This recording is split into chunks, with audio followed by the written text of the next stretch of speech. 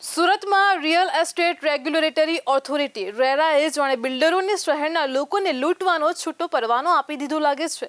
સુરતના બિલ્ડરો સુપરબિલ્ટ અપના નામે રીતસરની ઉઘાડી લૂંટ ચલાવી રહ્યા છે, તો રેરાએ આ મુદ્દે અકળ અને ભેદી મૌન ધારણ કર્યું છે। બિલ્ડરો ગ્રાહકોની અને મકાન વાંચકોની ગરજની લાભ ઉઠાવીને બેફામપણે ઊંચો ભાવ વસૂલી રહ્યા છે। આ સમયે રેરાએ ગ્રાહકોના હિતમાં આગળ આવવાનું હોય તેના બદલે જાણે તે બિલ્ડરોના ખોળે બેસી ગયું હોય તે રીતે કામ કરે છે। ગ્રાહકોના હિતોના રક્ષણ માટે રચાયેલું રેરા બિલ્ડરો દ્વારા રચવામાં આવતી લૂંટનું રક્ષણ કરતું સટ્ટામંડળ બની ગયું છે। ગ્રાહકો પણ વિચારતા થઈ ગયા છે કે શું રેરાની રચના અમારું રક્ષણ કરવા માટે થઈ છે કે બિલ્ડરોનું રક્ષણ કરવા માટે થઈ છે। બિલ્ડરો દ્વારા સુપરબિલ્ટ અપના નામે ચાલતી આ ઉઘાડી લૂંટનો અંત કઈ રીતે આવશે તે સવાલ તેમને કોરી ખાઈ રહ્યો છે। બિલ્ડરો માટે નિયમ છે કે કાર્પેટ એરિયાના ભાવથી જ વેચાણ કરવું, પરંતુ બિલ્ડરો આ નિયમનું ધરાર પાલન કરતા નથી અને રેરા તેમની પાસેથી તેનું પાલન કરવામાં પણ સદંતર નિષ્ફળ ગઈ છે। કાર્પેટ એરિયાના નિયમ હોવા છતાં પણ બિલ્ડર ઓન મની પેટે લગભગ 40%થી પણ વધારે રકમ ગ્રાહકો પાસેથી ખંખેરી લે છે। આમ બાંધકામ ઉદ્યોગમાં ઓન મનીનું ચલણ ઓછું કરવા માટેની જે કવાયત છે તેનો હેતુ જ આના કારણે સર્યો નથી। આખી કવાયતને બિલ્ડરોએ નિષ્ફળ બનાવી દીધી છે અને તેના કારણે રિયલ એસ્ટેટ સેક્ટરમાં ઠાલવવામાં આવતા બ્લેક મનીને રોકવામાં આવશે તેમ પણ માનવામાં આવતું હતું, પરંતુ બિલ્ડરોએ તંત્રની આ કવાયતની જ હવા કાઢી નાખી છે। આટલું ઓછું હોય તેમ જાણે બિલ્ડરોને રેરાનું મુક્ત સમર્થક મળતું હોય તેમ સ્પષ્ટપણે લાગી રહ્યું છે। તો સુરતમાં રેરાના અધિકારીઓ પગાર તો પ્રજાના રૂપિયાનો લે છે, પરંતુ તેમના હૈયે જાણે બિલ્ડરોના હિત વસેલા છે।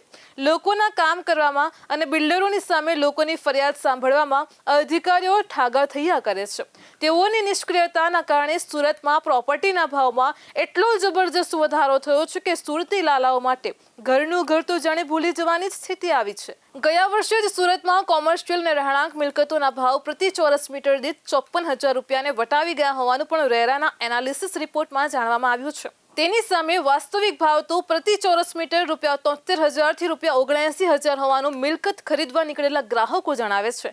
આટલું ઓછું પડતું હોય તેમ બિલ્ડરો તેમને જાણે ગ્રાહકોને લૂંટવાનો પરવાનો મળી ગયો હોય તેમ સુપર બિલ્ટ અપના નામે 40% જેટલું પ્રીમિયમ ચાર્જ કરે છે। આના લીધે મિલકતનો ભાવ પ્રતિ ચોરસ મીટરે 1 લાખ થી 1,15,000 રૂપિયા જેટલો થઈ જાય છે। હવે કયા સામાન્ય માણસની તાકાત છે કે આટલા ઊંચા ભાવે તે મિલકતની ખરીદી કરે? બિલ્ડરો પાછા આટલેથી ધરાતા નથી।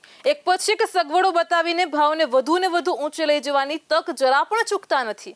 હવે વિચારો કે 2020માં આ મિલકતોના ભાવ પ્રતિ ચોરસ મીટર દીઠ ₹35,000ની આસપાસ હતા અને આજના દિવસે તે રીતસર ₹63,000ની આસપાસ પહોંચી ગયા છે। આગામી દિવસોમાં ક્યાંક એવી સ્થિતિ ન આવે કે સુરતમાં ફક્ત કોમર્શિયલ કોમ્પ્લેક્સ જ હોય અને લોકો નજીકના નાના શહેરો કે ગામમાંથી શહેરોમાં ફક્ત કામ કરવા જ આવે। કોઈ પણ બિલ્ડર રહેઠાણ હોય કે કોમર્શિયલ હોય, પ્રોપર્ટીના બિલ્ટ અપ એરિયા પ્રમાણે ચોરસ ફૂટના ₹7,500 થી ₹8,500 સુધીની રકમ વસૂલે છે। આ બતાવે છે કે તેઓ કેવી ઉઘાડે છોગ લૂંટ ચલાવી રહ્યા છે। આના લીધે સુરતમાં જાણે મકાન લેવું અશક્ય બની ગયું હોય તેવી સ્થિતિનું નિર્માણ થયું છે। રેરા ઉઘાડે છોગ લૂંટ ચલાવતા આ બિલ્ડરો સામે ક્યારેય જાગશે ખરી? ગુજરાતમાં છેલ્લા 8 વર્ષ દરમિયાન ગુજરેરા સમક્ષ રિયાલિટીના 5,000 થી વધુ પ્રોજેક્ટ નંખાયા છે અને આ પ્રોજેક્ટમાં લગભગ 1,94,000 કરોડ રૂપિયાનું રોકાણ થયું છે અને તેના દ્વારા લગભગ 8.30 લાખથી પણ વધારે મકાનો બનાવવામાં આવ્યા છે અને આજની સ્થિતિમાં પણ 2 થી 2.5 લાખ જેટલા મકાનો ખાલી પડ્યા છે। કોઈને પણ થાય કે આટલા લાંબા સમય સુધી મકાનો ખાલી પડ્યા રહે તો બિલ્ડરને તે પોષાય કેવી રીતે? પણ અહીં જ કરામત છે। બિલ્ડરોએ સુપર બિલ્ટ અપના નામે જે લૂંટ ચલાવી છે અને તેના પગલે તેમને એક મકાન વેચવાની સાથે બીજું મકાન રીતસરનું મફતમાં પડે છે। આમ તેમના હાથમાં જંગી રોકડ આવે છે અને આમ હાથ પર તગડો નફો આવતો હોવાના કારણે તેમનો હોલ્ડિંગ પીરિયડ વધી જાય છે। આના કારણે તેઓને લાંબા સમય સુધી મકાન વેચાય નહીં તો પણ વાંધો આવતો નથી। તો સુરતના બિલ્ડરોની આ ઉઘાડી લૂંટ આગામી દિવસોમાં રાજ્યના બીજા બિલ્ડરોને પણ આ જ રીતે લોકોને લૂંટવા માટે પ્રેરણા આપી શકે છે। કુંભકર્ણની નિંદ્રામાં પોઢેલું રેરા હવે તેની આ નિંદ્રા તોડીને બિલ્ડરોની સામે કાર્યવાહી ક્યારે કરશે? જ્યાં સુધી આ પગલાં ભરાશે નહીં ત્યાં સુધી તો ગ્રાહકોએ શું સુરતમાં મકાન ખરીદવાનું ભૂલી જવું પડશે?